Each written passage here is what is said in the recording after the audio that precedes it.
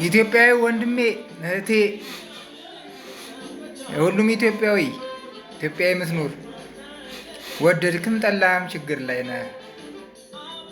ችግር አለ። አንድም የኢኮኖሚ ችግር አለብህ፣ አንድም የሰላም ችግር አለብህ፣ ሌላም ደግሞ የፍትሃዊነት ችግር አለብህ። ለእነዚህ ችግሮች ደግሞ እዚህ በፊት እያነሳኋቸው እንደነበሩት አንድ የራሳችን ችግር ነው። የቤተሰብ የስነ ምግባር ችግር፣ የማህበረሰቡ፣ የትምህርት ቤት፣ የመንግስት ፖሊሲ፣ ሌሎችም ብዙ ጊዜ ችግሮቻችን ትክክለኛ መፍትሄ አንጠራላቸውም ወይም ደግሞ እንዲፈቱ አንፈልግም። ምንድን ነው የምናነሳው ነገር የማይገናኝ ለችግራችን መፍትሄ የማይሰጥ ነገር ነው። ለምሳሌ በመንግስት ነው ብዙ ጊዜ የምናሳብበው።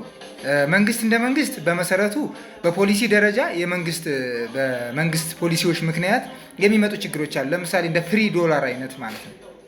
ፍሪ ምንዛሬ አሁን ይሄ ለኢኮኖሚያችን በተለይ ለተቀጣሪ አስሮ እየገረፈን ያለው ፍሪ ምንዛሬ ነው እና ይሄ እንደ የመንግስት ፖሊሲ። ነገር ግን ለብልሹ አሰራር ለምሳሌ ሁልጊዜ መንግስት እንላለን። መንግስት ማለት ምን ማለት ነው? መንግስት ማለት ምን ማለት ነው? እስኪ ሁላችንም ለምን ብለን እንጠይቅ። መንግስት ማለት ህዝብ ማለት ነው። ህዝብ ማለት መንግስት ማለት ነው ትርጓሜው። ለምሳሌ የኔ ወንድም የወረዳ አስተዳዳሪ ቢሆን፣ የአካባቢ ጸጥታ ኃላፊ ቢሆን፣ ፖሊስ ቢሆን፣ ሚሊሻ ቢሆን፣ መከላከያ ቢሆን፣ የተለያዩ የሲቪል ሰርቫንት ተቋማት ሰራተኛ ቢሆን ወንድሜ ቢሮ ሲገባ የመንግስት ስራ አስፈጻሚ ነው። ቤት ሲገባ ደግሞ የራሱ እድር አለው፣ እቁብ አለው፣ ቤተሰብ አለው፣ ልጅ አለው፣ ሚስት አለው፣ እህት፣ አክስት፣ አጎት፣ እናት፣ አባት አለው።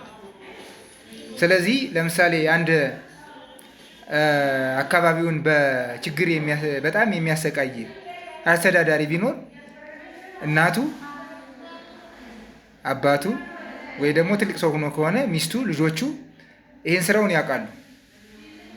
ስለዚህ ከስራ ተመለስ አይሉትም ማለት ነው። የሚሉት ቢሆን ሚስቱ ፈታሃለሁ ብትለው፣ ልጆቹ አባታችን እንደዚህ እያደረግከው ያለው ነገር ልክ አይደለም ቢሉት፣ እህት ወንድሞቹ፣ አክስቶቹ ቢመክሩት ከዛ ስራው ይመለሳል ማለት ነው። ለምሳሌ የመንግስት የጸጥታ አካላት እንደዚህ ያደረጉን፣ ፖሊስ እንዲህ ያደረገን የምትሉ አላችሁ። መከላከያ እንደዚህ ያደረገ፣ አድማ በትን ልዩ ኃይል እንዲህ ያደረገ፣ ደንብ መከላከል ይህን አደረገ ይባላል። ብዙ ጊዜ እንሰማለን። ግን እያንዳንዱ አሁን የጠራኋቸው አካላት ሁላቸውም ኢትዮጵያ ውስጥ የወጡ ናቸው። ታጣቂ እንዲያደረገ አገተ ምናምን እንላለን። ሁሉም ከኢትዮጵያውያን የወጡ ናቸው። ከኢትዮጵያ እናት አባት የወጡ ናቸው።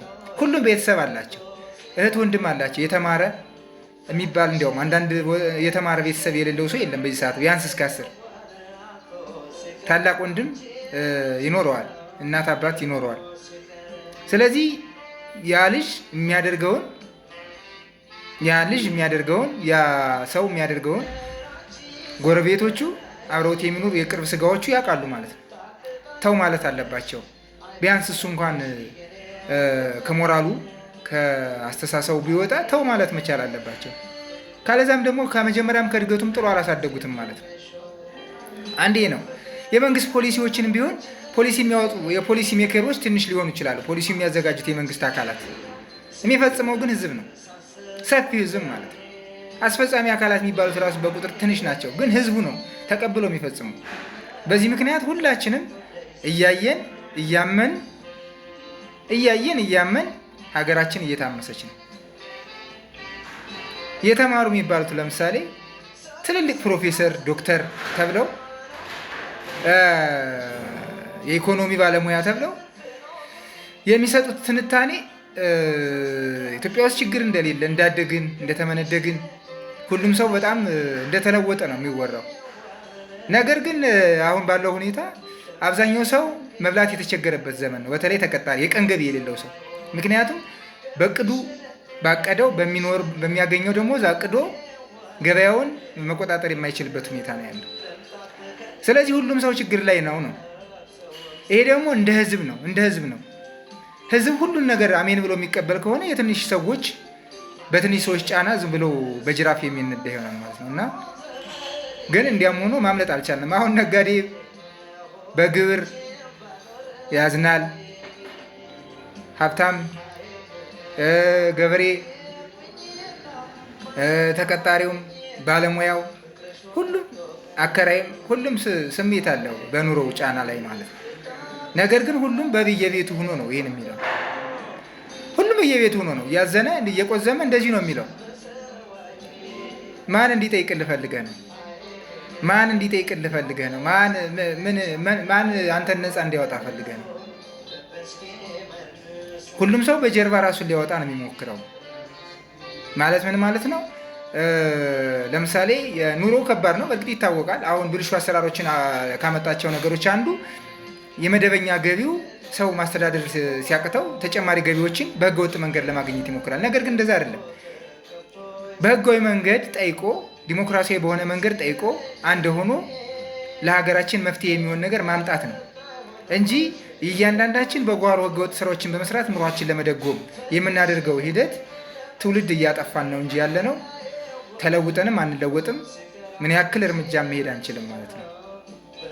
ስለዚህ ለእያንዳንዳችን ህይወት ለምን ብለን ለራሳችን እንጠይቅ። ብልሹ አሰራሮችን አንድም ብልሹ አሰራር ስለሆነ ፍትሃዊ ያልሆነ የሀብት ክፍፍል ስለሆነ የሀገራችን የኢኮኖሚን ቀውስ የፈጠረው ነጋዴም፣ ገበሬውም፣ አምራቹም፣ ባለሙያውም፣ አርብቶ አደሩም፣ ተቀጣሪውም በአጭር ለመበልጸግ ከሚያደርገው ሩጫ ፍትሃዊ በሆነ ሰርቶ ማግኘትን መፈለግ፣ መንግስትም የተጎዳውን እያየ ኢኮኖሚ የተጫነውን እያየ እየደጎመ የሚሄድ ከሆነ ዓለም አቀፋዊ ጫናዎችን መቋቋም እንችላለን። ዓለም አቀፍ ጫናም አንድ የኢኮኖሚ ችግር ስለሆነ ለምሳሌ እንደ ነዳጅና ወርቅ የመሳሰሉ ማዳበሪያ ከውጭ የምናደርጋቸው ግዙፍ የሆኑ ኢምፖርቶች አንድ የኑሮ ጫናን የሚፈጥሩ ነገሮች ስለሆኑ የሀገር ውስጥ መረጋጋት፣ ሰላም፣ የኢኮኖሚ ፍትሃዊ ተከፋፋይነት ካለ የውጭን ጫና መቋቋም ይቻላል ማለት ነው። ሰላምንም ቢሆን በጋራ ነው ማምጣት የሚቻለው። አንደኛው ሲሞት ሌላኛው ነከሌ ናቸው በዛ በኩል ጦርነት እየተካሄደው እነሱ ነው አሁን የኛ ጋር አይደርስም እያለ ሁሉም የሚመለከት ከሆነ ነገ ለራሱ ይደርሰዋል። ማንም የሞተ ማንም የሚኖርበት አይደለም አንድ ሀገር ውስጥ። ስለዚህ ሁላችንም ለሰላም፣ ለእድገት፣ ለፍትሃዊነት፣ ለተጠያቂነት፣ ለሞራላዊ ግዴታ ለምን እንበል። የምንሰራው ስራ ከውሏችን ጀምሮ ካኗኗራችን እስኪ ምክንያታዊ ይኑን። በተለይ የህዝብ እውቅና ያላቸው ፐብሊክ ፊገር የምትባሉት ምሁራን፣ የታሪክ ምሁራን፣ የህግ አዋቂዎች፣ ፖሊሲ ሜከሮች የሰው ልጅ እምነት እንኳን ባይኖረው በምድር ዘላለማዊ አይደለም። ዘላለም ለማንኖርበት ዓለም ለማንኖርበት ምድር ትውልድ የሚገል ነገር አንስራ። ሰው አሁን ችግር ላይ ነው። ሰው ብቻውን እያወራ እየሄደ ነው። በተለይ ከተማ ላይ፣ በተለይ አዲስ አበባ ላይ ተቸግሯል። ሁሉም ሰው በጣም ተጨንቆ ነው ያለው። አንዳንዱ እየወጣ በሶሻል ሚዲያ ኑሮውን የግል ህይወቱን ይዘረዝራል። ጨንቆት ነው፣ የሚሄድበት ጠፍቶት ነው። ስለዚህ አሁን ደግሞ በጣም ወሳኝ የሆነ ነገር የእውነት ከተሰራበት ለውጥ ሊያመጣ የሚችል የምክክር ኮሚሽን የሚባል አለ። የእሱንም ውጤት በትዕግስት ጠብቀን የሀገራችን ሰላምና ኢኮኖሚ የሚረጋጋበትን ነገር ሁላችንም የድርሻችን እንወጣ። ላለው ሼር፣ ኮፒ ሊንክ፣ ፎሎው አድርጉ። በሌላ ቪዲዮ